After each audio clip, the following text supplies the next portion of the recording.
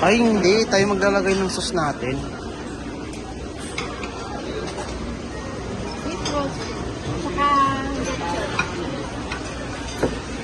O, beef roasting nga, saka lechon. Magkaiba ating steak.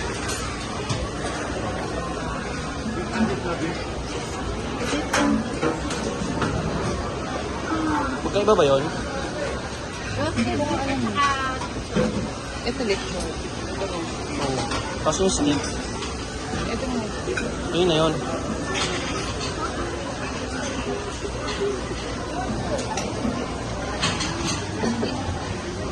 Ano yung lasa na ito pinaghalo ko, no? Ah, okay. Ito, yung mushroom sauce. Saan na yun? Ayun nga yung steak beef po. Iba nga yung steak.